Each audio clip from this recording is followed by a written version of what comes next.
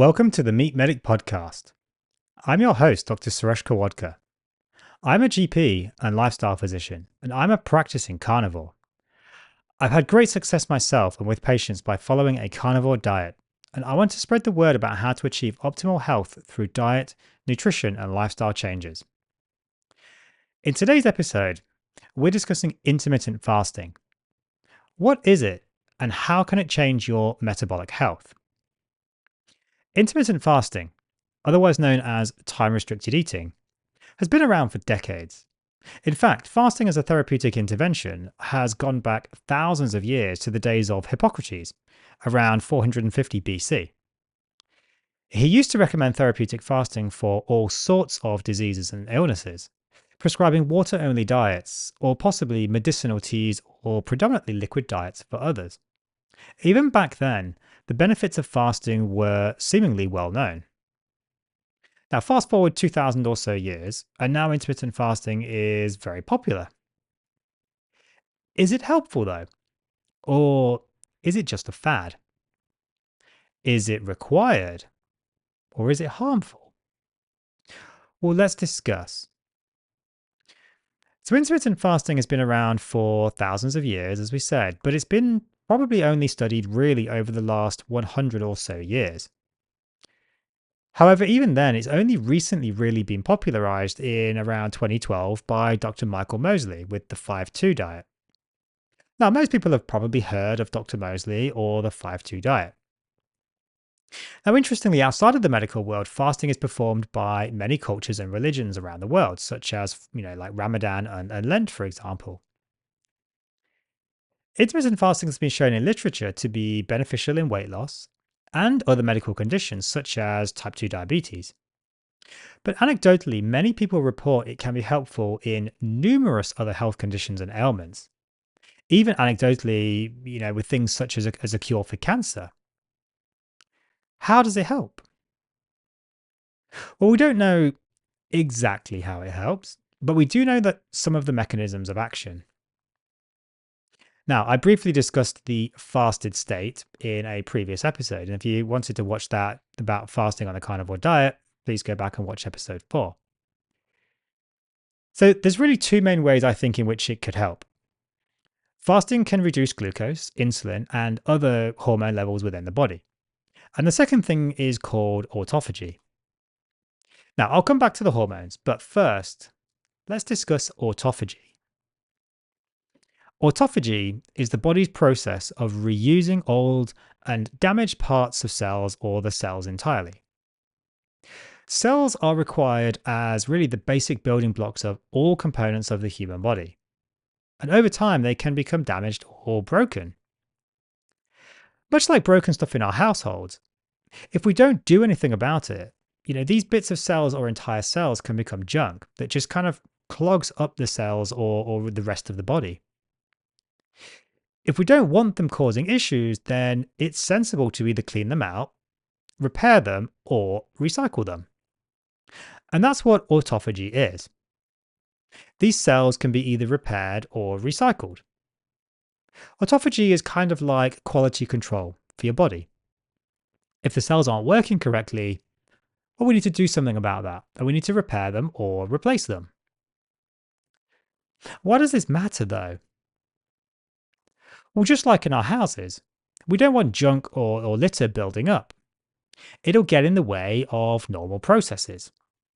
It's hard to move around your kitchen when it's just full of rubbish. It might stop things working correctly, or just start to cause damage to other things around it.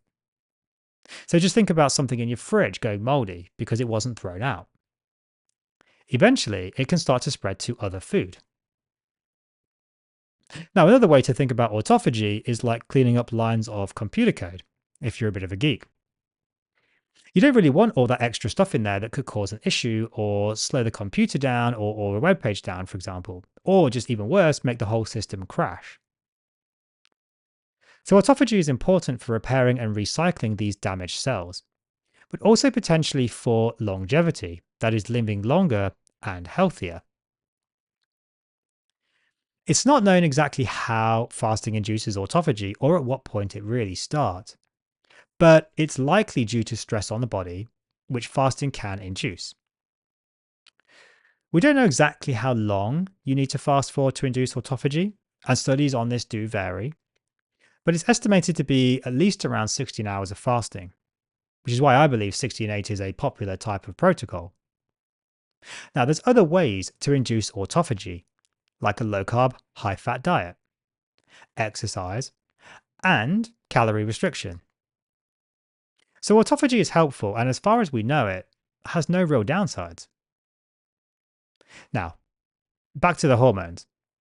Intermittent fasting can affect our hormones in primarily a positive way. The main hormonal effect is on insulin. Now, insulin is our main storage hormone and really will primarily store fat. We generally don't want high insulin levels, as this can cause a myriad of other issues, which we'll cover in another episode. But high levels of insulin also cause high levels of insulin resistance, which is a leading cause of heart disease, weight gain, type 2 diabetes, hypertension, and much more. It's really one of the primary problems, if not the primary problem, with metabolic syndrome and conditions such as polycystic ovarian syndrome. Now, the longer you can fast for, the lower the insulin levels will fall, and then the lower the insulin resistance will go. The effect is somewhat logarithmic. That is, the longer you fast for, the bigger the effect is. So it's exponential. So how long can you actually fast for? Well, believe it or not, the longest fast on record is 382 days. That's right, 382 days. This was a Scottish man called Angus Barbieri. He lost 276 pounds in that time. Not surprising, he didn't eat for 382 days.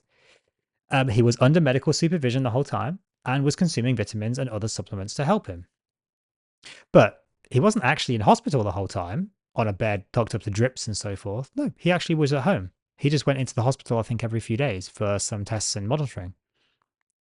Now, I'm not recommending you do a 382-day fast. And if you do, well, look, I think you probably need some serious medical oversight. But, usually 16 to 24 hours is very safe. So common fasting regimens are 16-8. Most people have heard of that. That's fasting for 16 hours and eating for 8. Or maybe 18-6 or 5-2. So that's eating for 5 days and typically fasting for 2 days. Either complete fast or maybe just a 16-8 on 2 days. Some do what we call OMAD, or 1 meal a day. Others do alternate day fasting. So there's many benefits to intermittent fasting, particularly for metabolic health. And I recommend it to a lot of my patients. But there are also some dangers that you should be aware of. Now, whilst very rare, it can cause electrolyte disturbances, and there are risks of gallstones and kidney stones forming. And it can also trigger gout attacks. Thankfully, though, these are rare, and mostly in high-risk patients who didn't drink enough water or electrolytes or fasted for far too long. Patients with type 2 diabetes can fast, and even patients with type 1 diabetes can fast, but really they should be medically supervised. Intermittent fasting, not that dangerous as long as they're keeping an eye on their glucose levels, but prolonged fasting is much more dangerous with type 1 diabetes. However, some diabetes medications can be dangerous with fasting. So you should speak to your health professional before you engage in fasting if you have health concerns. This topic actually came up on one of my doctor Facebook groups, the low carb down under group. And it was actually came out today. Someone was asking about the medications called SGLT2 inhibitors with type 2 diabetes.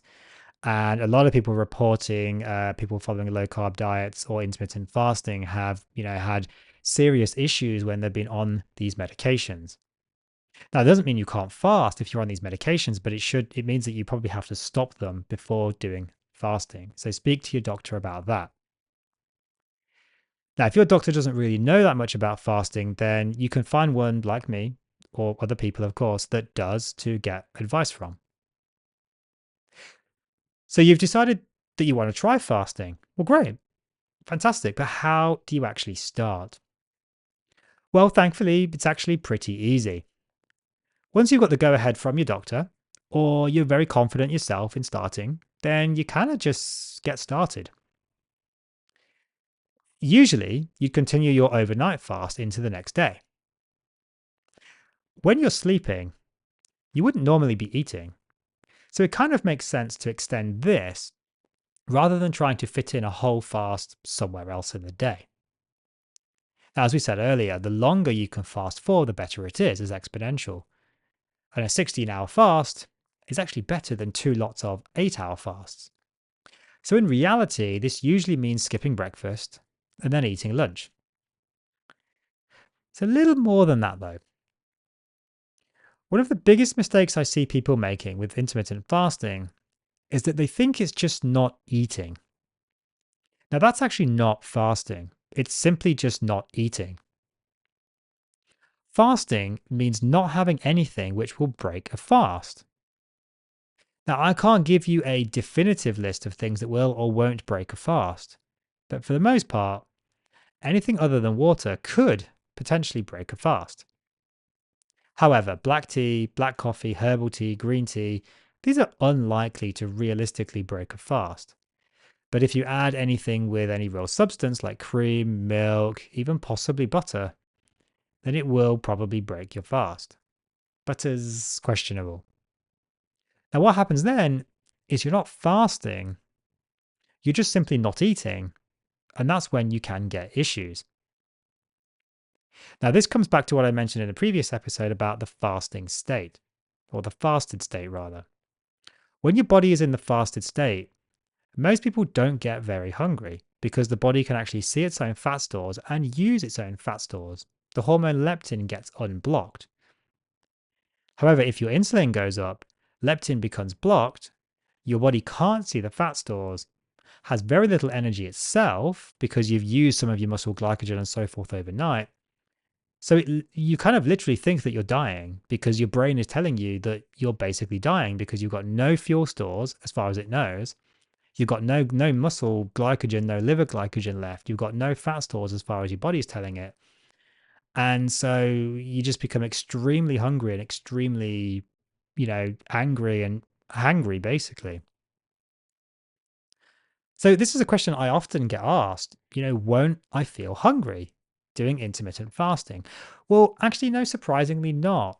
Because as I said, that's your hormones doing what they're meant to do, particularly these two hormones, insulin and leptin. Now, as I said, leptin is a hormone that essentially tells your brain, it's okay, I have enough fat already. You don't need to keep eating. Think of it like your fuel gauge in your car, and your fat stores are your fuel tank. Insulin blocks this hormone. So if you reduce your insulin, your body can actually see your fat stores and not panic because you're not eating. So another question I often get asked is, won't I just overeat when I do eat? Well, again, really the answer is no, because your insulin levels will be lower and your leptin won't be as blocked. So you're most likely not going to want to overeat because your body can actually see that you've got plenty of energy already.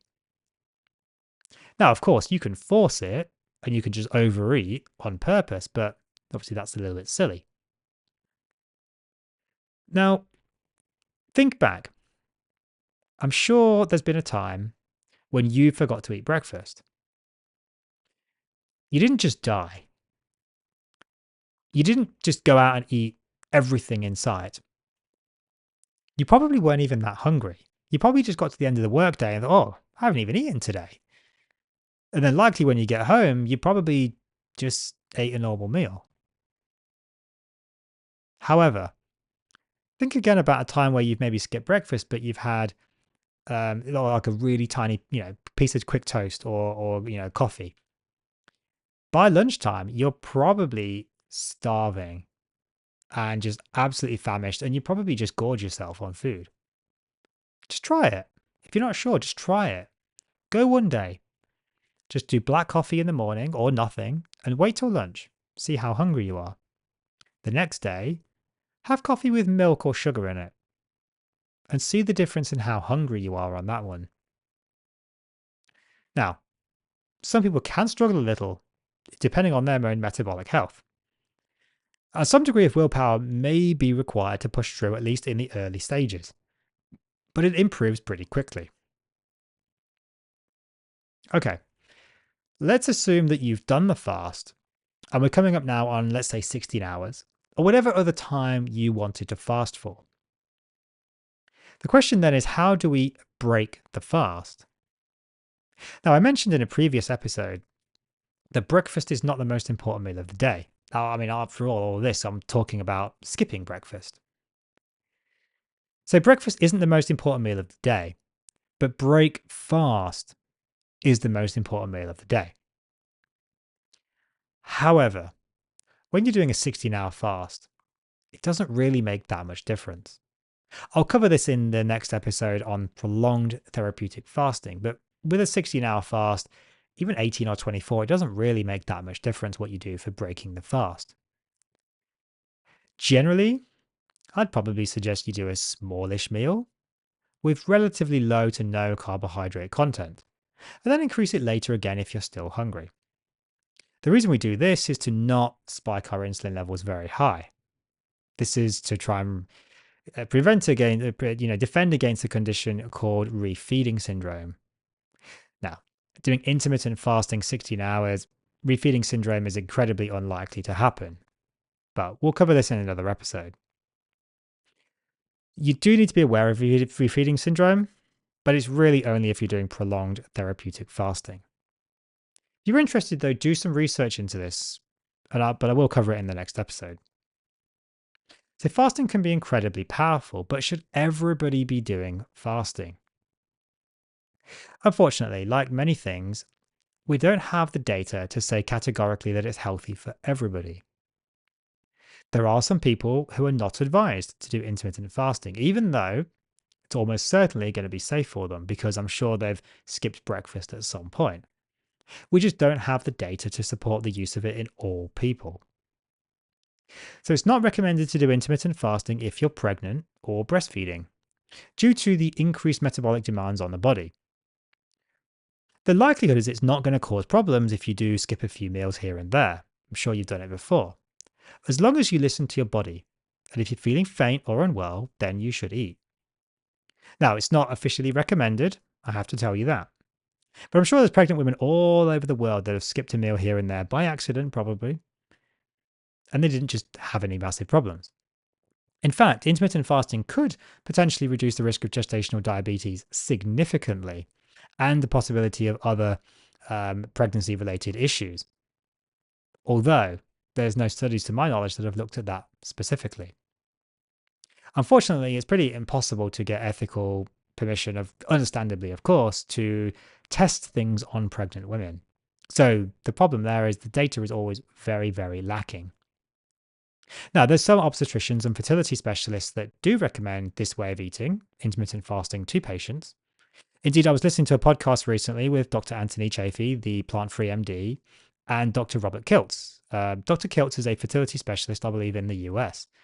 And he was stating that he often recommends intermittent fasting for his patients, or intermittent feasting, as he calls it. Now, he stated he found it to be beneficial for nausea in pregnancy as well, particularly early on. And his theory, anyway, is that patients following a carnivore diet in pregnancy, if they find that they maybe have like a meat aversion, which we know can happen, then actually this could potentially be fixed by a short period of fasting and actually eating less. Now, it's also not routinely recommended that children do intermittent fasting for similar reasons again.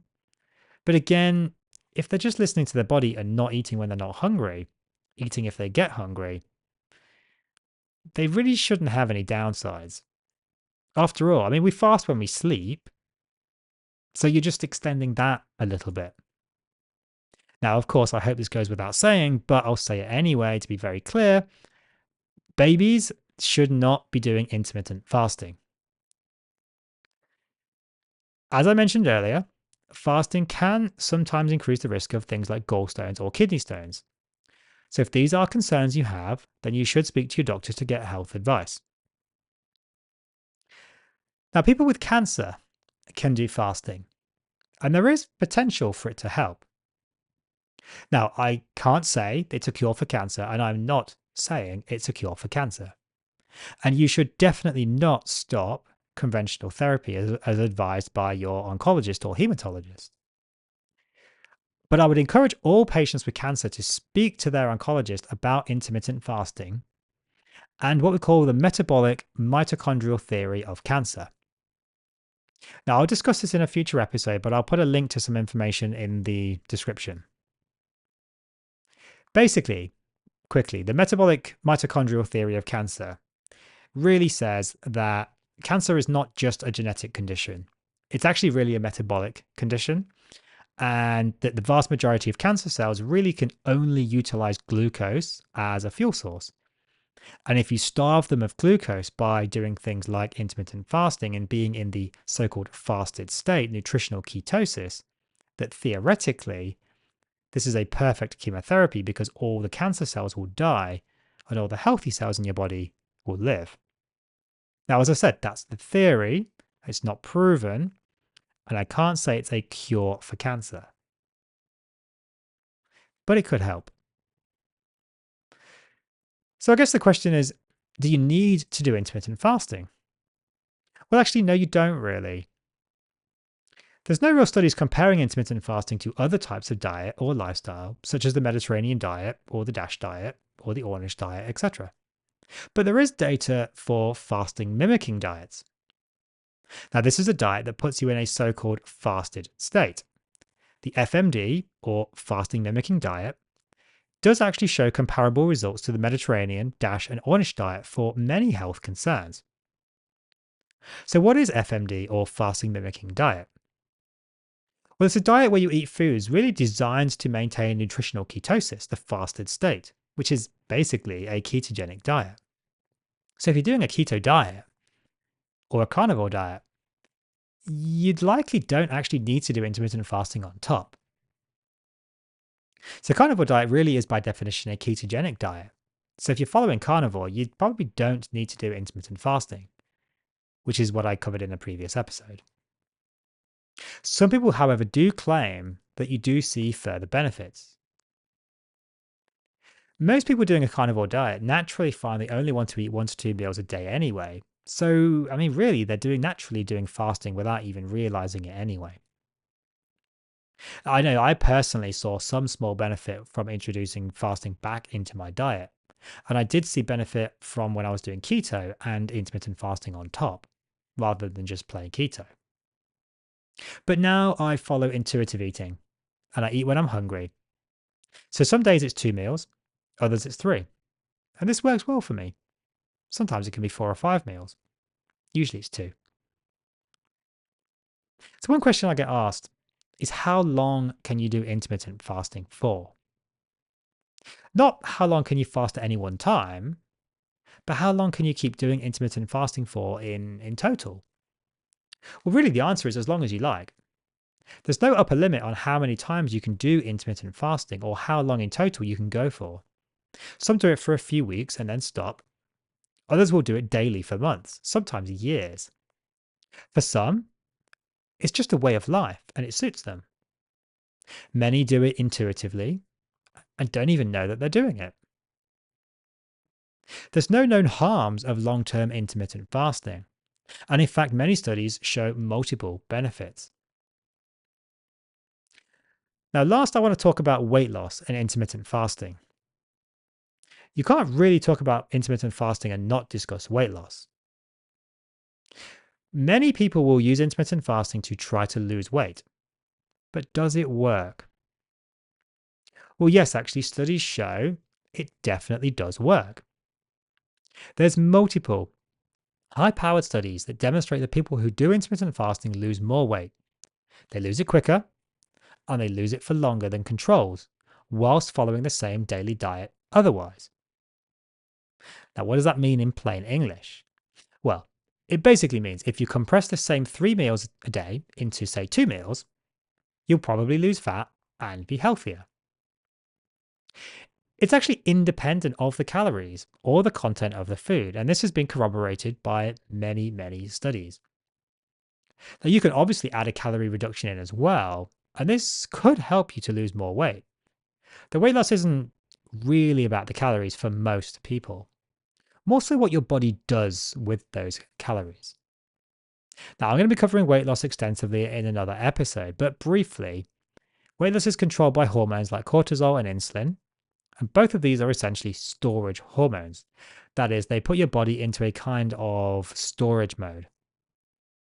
If your body is in storage mode, it doesn't really matter how many calories you eat. You'll likely struggle to lose weight because the body doesn't want to lose weight. If you aren't in storage mode, you will probably lose weight naturally. Intermittent fasting reduces both cortisol and insulin, and this can help you flip that switch out of storage mode, which is really how it helps, not the calorie reduction. Now, as we said earlier, even eating the same diet, those people who compressed it into 1 or 2 meals a day versus 3 normal meals lost more weight, lost it quicker, and lost it for longer when they returned to their previous diets. Now, this is actually a good time to talk about hormones. We mentioned leptin earlier, and of course, cortisol and insulin just now. But what about other hormones? So, intermittent fasting has proven to affect testosterone levels in men, and very likely to affect estrogen and progesterone levels in females, mostly through a pre-hormone called kisspeptin. With regards to testosterone, most men find that initially testosterone levels can reduce slightly, but then in the longer term, usually a few months, the levels can actually increase back above where their baseline was, and actually produce higher testosterone as a result. Now, interestingly, the initial drop doesn't appear to actually be clinically significant, but the rise afterwards actually is, which is absolutely fascinating. Now, testosterone levels going up is actually a good thing. I'm going to cover this in a future episode, but testosterone has multiple health benefits for men and for women, and we don't need to fear testosterone. Now, in females, we are much more concerned with estrogen and progesterone, and these can be affected by intermittent fasting. Some women appear to be affected more than others, and whilst in men, generally the effect is favourable, some women do find that intermittent fasting can adversely affect their cycle and hormone imbalance can occur, which can have negative effects. This is a very personal thing and unfortunately cannot be tested for prior to starting intermittent fasting. So you can't know if it will adversely affect you until you try it. Thankfully though, most women don't have any issues with intermittent fasting. And if you do, it's not permanent and will quickly resolve when you stop fasting.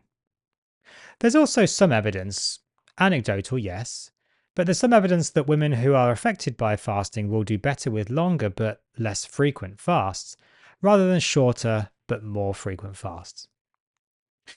So intermittent fasting can be incredibly potent and potentially has multiple health benefits. It's proven to be beneficial in fat loss and diabetes, and anecdotally helpful in many other conditions. It's easy to do, requires no special training, no supplements or pills, and can be done by almost anyone. If you're pregnant, breastfeeding, or a child, it's not routinely recommended. So if you do fall into these categories, then you should speak to your doctor about the risks and benefits of intermittent fasting, though it's not likely to be harmful. Thank you for tuning into this episode of the Meat Medic podcast. Subscribe for more episodes, and if you want to support this podcast, please see the links in the description.